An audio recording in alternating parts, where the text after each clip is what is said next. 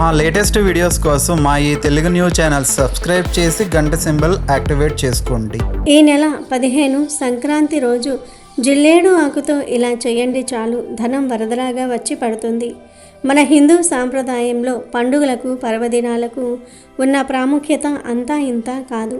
ముఖ్యంగా తెలుగువారికి సంక్రాంతి అంటే కేవలం ఒక పండుగ మాత్రమే కాదు, అది ఒక భావోద్వేగం, ఒక సంస్కృతి మరియు ప్రకృతితో ముడిపడి ఉన్న ఒక గొప్ప వేడుక. మనం జరుపుకోబోయే ఈ సంక్రాంతి పండుగ మన జీవితాల్లో కొత్త వెలుగులను నింపబోతోంది. సూర్య భగవానుడు తన దిశను మార్చుకొని దక్షిణాయనం పూర్తి చేసుకొని ఉత్తరాయణ పుణ్యకాలంలోనికి ప్రవేశించే అద్భుతమైన సమయం ఇది. ఈ ఉత్తరాయణ పుణ్యకాలం అనేది దేవతలకు పగలతో సమానం. అటువంటి పవిత్రమైన రోజున మనం చేసే చిన్న పరిహారం కూడా కొన్ని వేల రెట్ల ఫలితాలను ఇస్తుందని మన పురాణాలు ఘోషిస్తూ ఉన్నాయి. సంక్రాంతి అంటేనే మార్పు. మన జీవితంలో ఉన్న చీకటిని తరిమివేసి వెలుగును నింపుకోవడానికి ఇది ఒక గొప్ప అవకాశం. ఈ పండుగ రోజున రైతులు తాము పండించిన పంటను ఇంటికి తెచ్చుకొని ఎంతో సంతోషంగా ఉంటారు. అదేవిధంగా మన జీవితాల్లో కూడా సుఖ సంతోషాలు అనే పంటలు పండాలి అంటే ఈ సంక్రాంతి రోజున జిల్లేడు ఆకుతో ఈ చిన్న పరిహారం చేస్తే చాలు, మీ జీవితం అద్భుతంగా మారిపోతుంది. సంక్రాంతి రోజున జిల్లేడు ఆకుతో చేసే ఈ ప్రక్రియ మీ దరిద్రాన్ని దూరం చేసి మీ ఇంట్లో ధనవర్షం కురిపించేలా చేస్తుంది. అసలు జిల్లేడు ఆకు గురించి మనం ఎందుకు ఇంతలా మాట్లాడుకుంటున్నాము? జిల్లేడు ఆకుకు ఉన్న ఆ రహస్య శక్తి ఏమిటి? జిల్లేడు చెట్టును మనం సాధారణంగా రోడ్ల పక్కన, పొలాల గట్ల మీద చూస్తూనే ఉంటాం. కానీ దాని వెనుక ఉన్న ఆధ్యాత్మిక రహస్యాలు చాలా తక్కువ మందికి మాత్రమే తెలుసు. జిల్లేడు చెట్టును సాక్షాత్తు గణపతి స్వరూపంగా భావిస్తారు. మన శాస్త్రాలలో దీనిని అర్క వృక్షం అని పిలుస్తారు. అర్క అంటే సూర్యుడు అని అర్థం. అంటే సూర్య భగవానుడి శక్తి ఈ జిల్లేడు చెట్టులో నిక్షిప్తమై ఉంటుంది.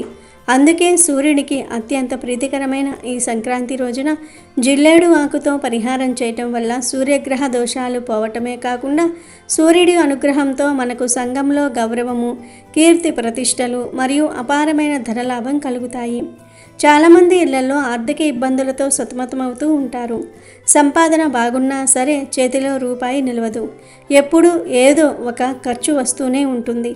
అప్పుల బాధలు వేధిస్తూ ఉంటాయి. ఇలాంటి సమస్యలన్నిటికీ మూల కారణం మన జాతకంలో ఉండే గ్రహదోషాలు లేదా మన ఇంట్లో ఉండే ప్రతికూల శక్తి.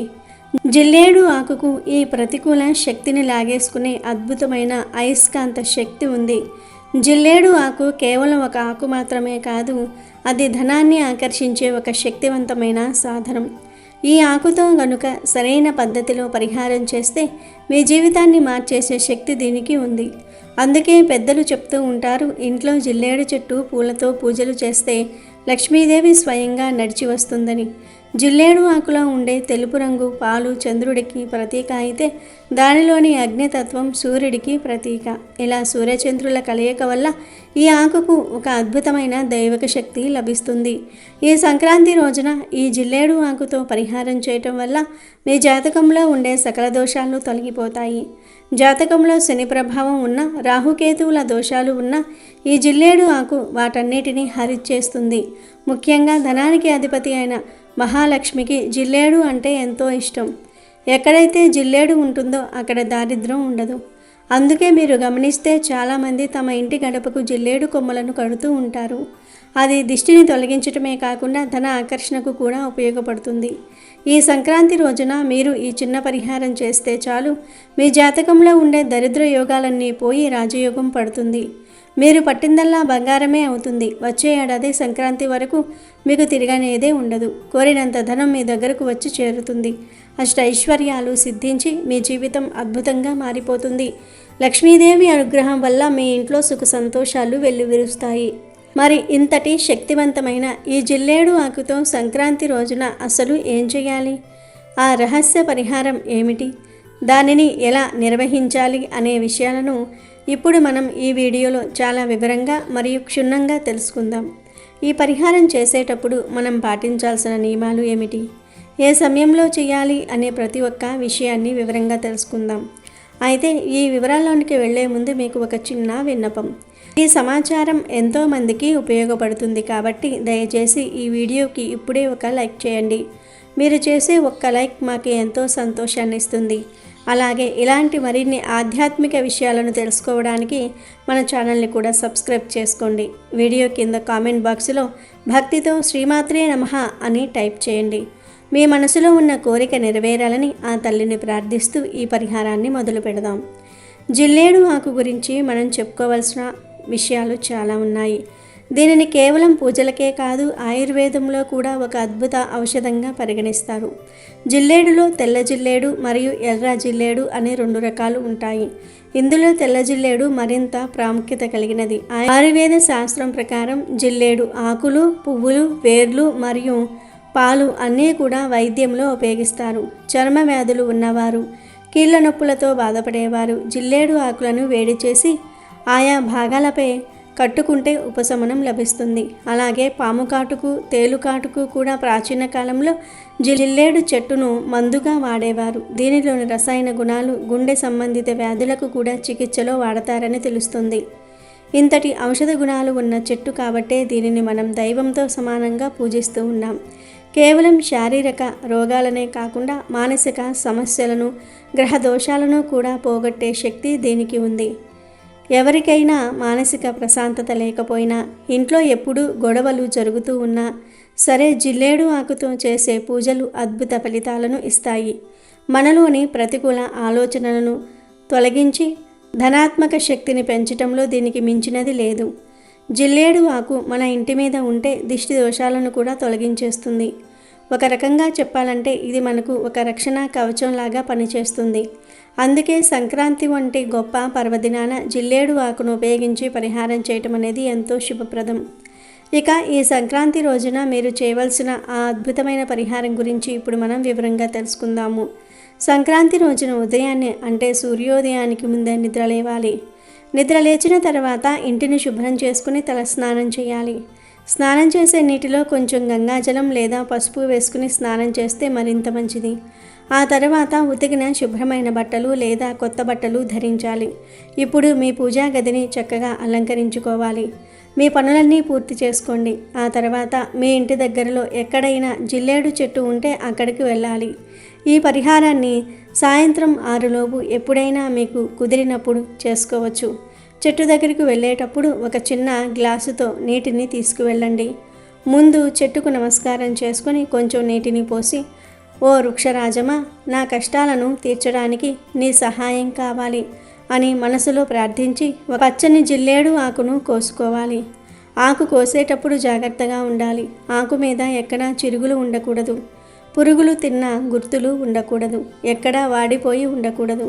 ఎంతో తాజాగా నిగనిగలాడుతున్న పచ్చని ఆకును మాత్రమే కోసుకోవాలి. ఇలా తెచ్చిన ఆకును ఇంటికి తెచ్చిన తర్వాత మంచినీటితో శుభ్రంగా కడగాలి. ఆ తర్వాత ఒక పొడిగుడ్డతో ఆకును మెల్లగా తుడవాలి. ఇప్పుడు ఆ జిల్లేడు ఆకుకు 4 వైపులా గంధము మరియు కుంకుమలతో బొట్లు పెట్టాలి. ఈ అలంకరణ చూస్తూ ఉంటే ఆ ఆకులో సాక్షాత్తు లక్ష్మీదేవి కొలువై ఉన్నట్లుగా అనిపించాలి. ఇప్పుడు మీ పూజా గదిలో ఉన్న దేవుడి పటం ముందు ఒక ముగ్గు వేసి లేదా ఒక పళ్ళెము పెట్టి దానిపై ఈ సిద్ధం చేసుకున్న జిల్లేడు ఆకును ఉంచాలి. ఆకు కాడ దేవుడి వైపు ఉండేలా చూసుకోండి. ఇప్పుడు ఆ జిల్లేడు ఆకు మధ్యలో కొన్ని గోధుమలను పొయ్యాలి. గోధుమలు అనేవి సూర్య భగవానుడికి ప్రీతికరమైన ధాన్యం. సంక్రాంతి రోజున సూర్యుడి అనుగ్రహం పొందాలంటే గోధుమలను ఉపయోగించడం చాలా ముఖ్యం. ఒకవేళ మీ దగ్గర గోధుమలు అందుబాటులో లేకపోతే శుభ్రమైన గోధుమ రవ్వను అంటే పెద్ద రవ్వ ఉంటుంది కదా, ఆ రవ్వను కూడా ఉపయోగించవచ్చు. ఇలా గోధుమలను ఒక చిన్న కుప్పల ఆకు మీద పొయ్యాలి. ఇప్పుడు ఆ గోధుమల కుప్ప పైన ఒక మట్టి ప్రమిదను ఉంచాలి. కొత్త ప్రమిద అయితే చాలా మంచిది. పాత ప్రమిద వాడుతున్నట్లయితే అది శుభ్రంగా కడిగి ఉండాలి. ఈ మట్టి ప్రమిదలో నువ్వుల నూనెను పొయ్యాలి. దీపారాధనలో నువ్వుల నూనెకు ఉన్న ప్రాముఖ్యత అందరికీ తెలిసిందే. ఇది శని దోషాలను హరిస్తుంది మరియు లక్ష్మీ కటాక్షాన్ని కలిగిస్తుంది. ఇక ఆ నూనెలో మీరు వత్తులను వేయాలి. ఇక్కడ మీరు గమనించాల్సిన విషయం ఏమిటంటే వత్తుల సంఖ్య 3 లేదా 7 ఉండాలి. 3 వత్తులు అంటే త్రిమూర్తుల స్వరూపంగా భావిస్తాం. 7 వత్తులు అంటే సప్త ఋషుల లేదా సూర్యుడి 7 గుర్రాల సంకేతంగా భావిస్తాం. ఇలా ఒత్తులు వేసిన తర్వాత దీపాన్ని వెలిగించాలి. దీపం వెలిగించేటప్పుడు దీప జ్యోతి పరబ్రహ్మ దీప జ్యోతిర్ జనార్దన అనే శ్లోకాన్ని లేదా మీకు తెలిసిన లక్ష్మీ అష్టకాన్ని చదువుకోవాలి. ఇప్పుడు వెలుగుతున్న ఆ దీపానికి మనస్ఫూర్తిగా నమస్కారం చేసుకోవాలి. మీ 2 కళ్ళు మూసుకొని మీ ఇంట్లో ఉన్న సమస్యలను ఒక్కొక్కటిగా ఆ దీప జ్యోతికి చెప్పుకోవాలి. అమ్మా లక్ష్మీదేవి, స్వామి సూర్యభగవానుడా, మా ఇంట్లో ఉన్న దరిద్రాన్ని ప్రారద్రోలండి, అప్పుల బాధల నుండి విముక్తి ప్రసాదించండి, మా పిల్లలకు మంచి భవిష్యత్తును ఇవ్వండి, చేస్తున్న వ్యాపారంలో లాభాలు వచ్చేలాగా చూడండి, ఉద్యోగంలో ఉన్న ఆటంకాలను తొలగించండి అని ఎంతో భక్తితో ఏకాగ్రతతో వేడుకోవాలి. ఈ సంక్రాంతి రోజున ఇలా జిల్లేడు ఆకు మీద గోధుమలు పోసి దీపం వెలిగించడం వల్ల మీ ఇంట్లో ఉన్న నెగిటివ్ ఎనర్జీ అంతా హరించుకుపోతుంది. ఈ జిల్లేడు ఆకు మీ ఇంట్లోని దరిద్రాన్ని పీల్చుకుంటుంది. గోధుమలు మీ జీవితంలో కొత్త వెలుగులను మరియు ధనాన్ని ఆకర్షిస్తాయి. ఈ పరిహారం చేయటం వల్ల మీకు లక్ష్మీదేవి అనుగ్రహం లభించి అష్టైశ్వర్యాలు సిద్ధిస్తాయి. సంక్రాంతి రోజున చేసే ఈ పరిహారం వల్ల మీ జాతకంలో ఉన్న ఎన్ని దోషాలు ఉన్నా సరే అవి పటాపంచలైపోతాయి. ముఖ్యంగా చాలామందికి జాతకంలో సూర్యదోషం ఉంటుంది. దీనివల్ల ప్రభుత్వ పనుల్లో ఆటంకాలు, తండ్రితో గొడవలు లేదా సమాజంలో గౌరవం లేకపోవటం వంటివి జరుగుతూ ఉంటాయి. ఈ పరిహారం వాటన్నిటినీ తొలగించేస్తుంది. అలాగే నువ్వుల నూనె వాడటం వల్ల శని ప్రభావం కూడా తగ్గిపోతుంది. దీనివల్ల మీకు తిరిగిలేని విజయం లభిస్తుంది. ఈ దీపం వెలుగుతున్నంతసేపు మీరు ఆ గదిలోనే కూర్చుని మీకు ఇష్టమైన దైవనామాన్ని స్మరించుకోవాలి. దీపం కొండెక్కిన తర్వాత ఆ జిల్లేడు ఆకును మరియు దాని మీద ఉన్న గోధుమలను పారే నీటిలో లేదా ఎవరూ తొక్కని చోట లేదా ఏదైనా చెట్టు మొదట్లో వెయ్యాలి. ఆ మట్టి ప్రమిదను మళ్ళీ కడిగి వాడుకోవచ్చు. ఇలా చేయటం వల్ల మీ జీవితం అద్భుతంగా మారిపోతుంది. వచ్చే సంవత్సరం సంక్రాంతి వరకు మీకు ధనానికి కొరత అనేది ఉండదు. మీరు అనుకున్న పనులన్నీ సజావుగా సాగుతాయి. మీ ముఖంలో ఒక కొత్త కళ కనిపిస్తుంది. రాజయోగం కంటే కేవలం రాజులా బ్రతకటమే కాదు, మనం చేసే ప్రతి పనిలో విజయం సాధించటం మరియు గౌరవప్రదమైన జీవితాన్ని గడపటం. ఈ పరిహారం ద్వారా మీకు ఆ యోగం కలుగుతుంది. మీరు పట్టిందల్లా బంగారమే అవుతుంది అనడంలో ఎలాంటి సందేహము లేదు. ఎందుకంటే సంక్రాంతి రోజున ప్రకృతిలో ఉండే శక్తులు మనకు అనుకూలంగా ఉంటాయి. అటువంటి సమయంలో మనం చేసే ఈ చిన్న క్రియ విశ్వం నుండి మనకు కావాల్సిన ధనాన్ని, సుఖాన్ని పొందేలాగా చేస్తుంది. చాలామందికి ఇలాంటి పరిహారాల మీద నమ్మకం తక్కువగా ఉండవచ్చు. కానీ ఒకటి గుర్తుంచుకోండి, మన పూర్వీకులు ఏది కారణం లేకుండా చెప్పలేదు. జిల్లేడు ఆకులోని దైవిక శక్తి శాస్త్రీయంగా కూడా నిరూపించబడింది. అది మన పరిసరాల్లోని గాలిని శుద్ధి చేయటమే కాకుండా మన మనసులోని ఆలోచనలను కూడా క్రమబద్ధీకరిస్తుంది. అందుకే సంక్రాంతి పండుగ రోజున భక్తితో, నమ్మకంతో ఈ పని చేయండి. నమ్మకంతో చేసే ఏ పనైనా సరే ఖచ్చితమైన ఫలితాలను ఇస్తుంది. మీకు ఉన్న కష్టాలన్నీ తీరిపోయి లక్ష్మీదేవి మీ ఇంట్లోనే స్థిర నివాసం ఏర్పరచుకుంటుంది. ఈ పరిహారం మీ జీవితాన్ని ఒక గొప్ప మలుపు తిప్పుతుంది. దరిద్రం అనేది మీ ఇంటి దరిదాపుల్లోనికి కూడా రాదు. ధనం అనేది వరదలా వచ్చి పడుతుంది. మీరు ఊహించిన విధంగా ఆర్థిక లాభాలు పొందుతారు. కాబట్టి రాబోయే సంక్రాంతిని కేవలం పిండి వంటలు, గాలిపటాలతోనే కాకుండా ఇలాంటి ఒక అద్భుతమైన ఆధ్యాత్మిక పరిహారంతో కూడా జరుపుకోండి. దీనివల్ల మీ కుటుంబం అంతా ఆయురారోగ్యాలతో, అష్టైశ్వర్యాలతో వర్ధిల్లుతుంది. ఈ సంక్రాంతి మీ జీవితంలో ఒక మైలురాయిగా నిలిచిపోతుంది. ఇప్పటి వరకు మనం జిల్లేడు ఆకు యొక్క గొప్పతనాన్ని, ఆయుర్వేద ప్రాముఖ్యతను మరియు సంక్రాంతి రోజున చేయవలసిన పరిహారాన్ని చాలా వివరంగా తెలుసుకున్నాం. ఈ పద్ధతిని తూచా తప్పకుండా పాటించండి. ముఖ్యంగా స్నానం చేసిన తర్వాతే ఆకును కోయటం, పచ్చని ఆకునే ఎంచుకోవటం, నువ్వుల నూనెనే వాడటం వంటి విషయాల్లో జాగ్రత్త వహించండి. పరిహారం చేస్తున్నంతసేపు మనసులో నెగటివ్ ఆలోచనలు రానియకండి. కేవలం మీ కోరిక నెరవేరుతుందని పాజిటివ్ ఆలోచనతోనే దీపం వెలిగించండి. ఖచ్చితంగా మీ జాతకం మారిపోతుంది. కనుక తప్పనిసరిగా అందరూ సంక్రాంతి రోజు జిల్లేడు ఆకు పరిహారాన్ని చేసి శుభ ఫలితాలను పొంది సంతోషంగా జీవించండి.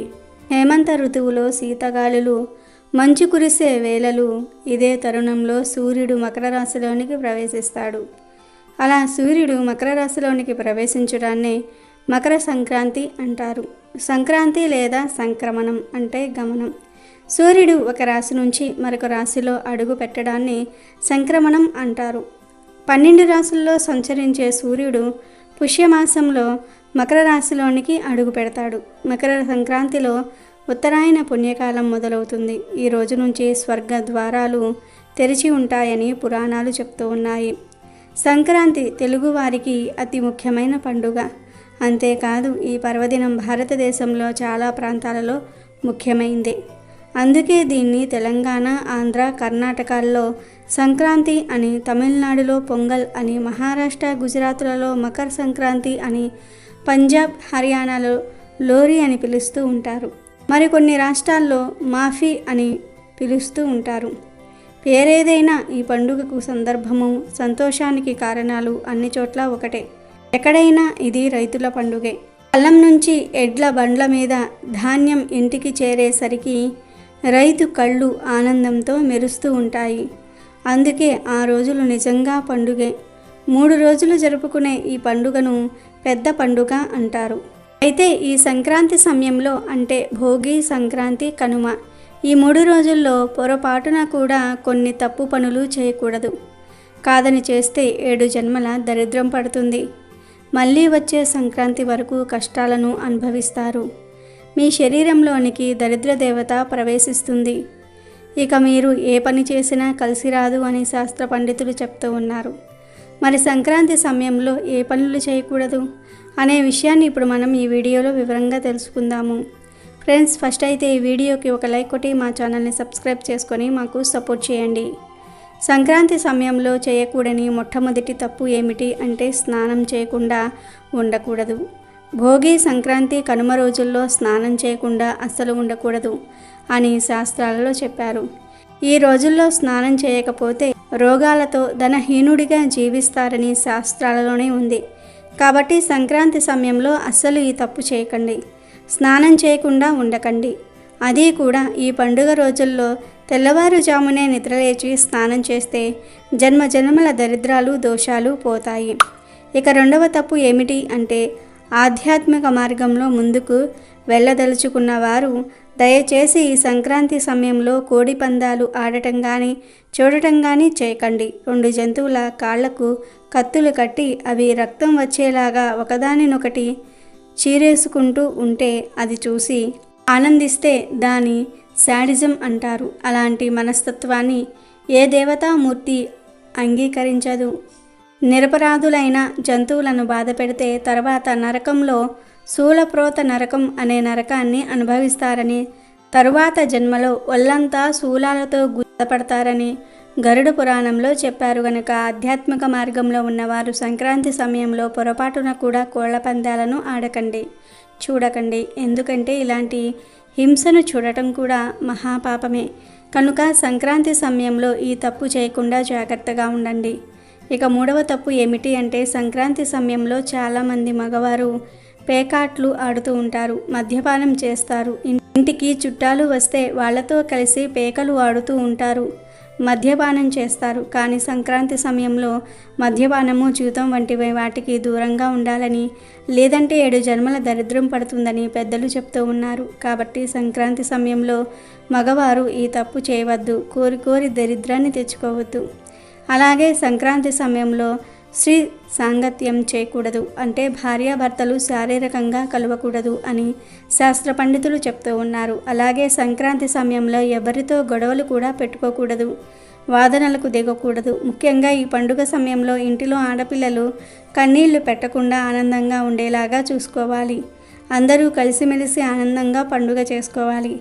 ఈ పెద్ద పండుగ రోజుల్లో గోర్లు కత్తిరించటము, జుట్టు కత్తిరించడం వంటి పనులను కూడా చేయకూడదు. ఇవే సంక్రాంతి సమయంలో చేయకూడని పనులు.